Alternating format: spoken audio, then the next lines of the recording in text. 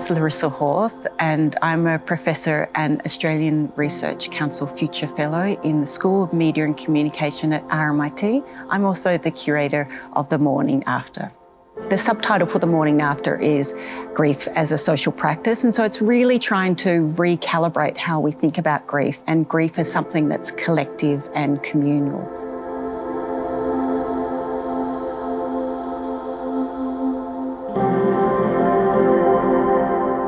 The thing about grief which attracted me to the topic is that it is a profound meaning-making process. It's how we make sense of the world. For example, Lara Tom's work, which is a beautiful work around what she calls orphan drag. She lost her parents when she was young, and she did a call asking for people that had that same experience, and then they dressed in costumes that reminded them of their childhood. And we see them kind of coming together in their different grief and finding a language, an embodied language where body and touch and just being present to the grief can bring different kind of ways of knowing. In terms of decolonising grief, we have artist Marie Clark and her beautiful Me in Mourning, where she's remade one of the mourning huts used by women during the sorry business. The sticks are collected from a site of great significance, which was Lake Rufus, where mass murders of First Nations people were conducted. And you can see her face in the ochre, which is part of that kind of ritualisation to really wear grief on the body together. And it becomes a really important process of that grief being communal, collective, and therefore resilience building.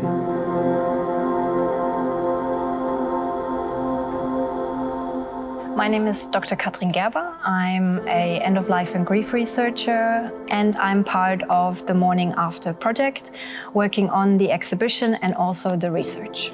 So my name is Dr. Tamara Borovica. I'm Vice Chancellor Postdoctoral Research Fellow at the Social Equity Research Center here at RMIT.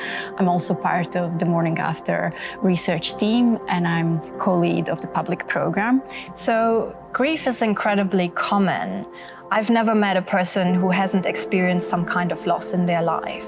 And even though it is so common, we often really struggle to talk about it. I find in our society, grief literacy is essential because it tackles all these myths that we hold about grief and loss. We often assume that grief is only associated with a bereavement, so the death of a person, and that completely ignores all the diverse other types of losses that people encounter.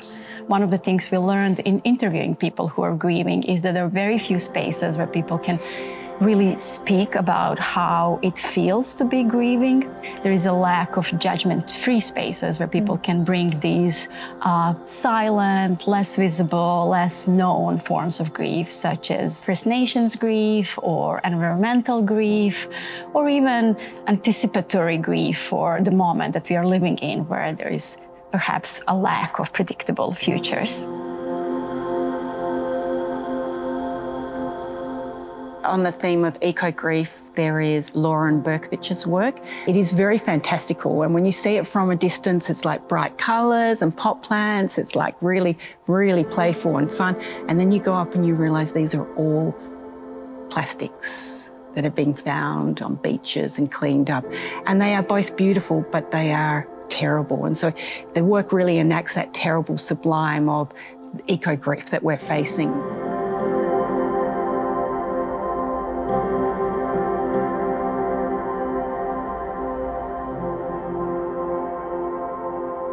Annie Frost Nicholson, who is a UK artist who is famous for grief raves. She wanted to create a space which was very much about like being inside the grief and just kind of sitting with that trouble, but also that trouble actually being quite beautiful as well.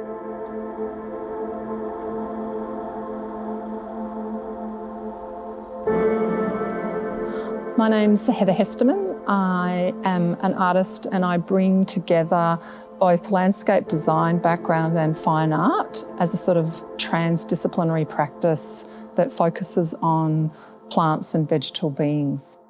So one of the works I have in this space is Co-Spire. It's in a large glass vessel filled with water and different forms of plants. Some of those are Australian natives and a couple are introduced, but it forms a sort of watery environment that's, I suppose, a symbol for the earth and its precarity.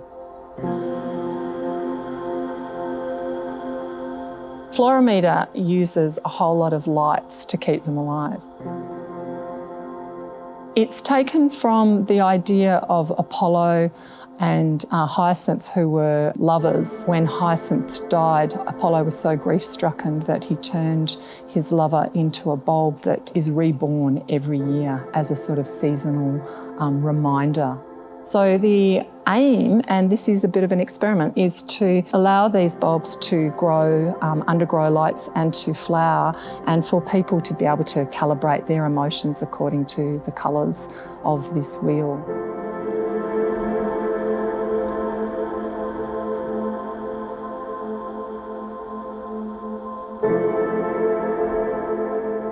One of the things that we're doing in the Mourning After is to create a kind of space in which we can have those conversations. So I think it's really important that we take it away from this clinicalised idea and really make it a social and cultural practice. We hope that by expanding this vocabulary of how we talk about grief and how we recognize what grief is, we really can create more compassionate and caring environments and communities where grief is not isolating experience, it's actually experience with which people are welcome into social and public and even cultural spaces. And it's about creating more hopeful, more connected futures. It's not about fixing grief. It's about making it more visible.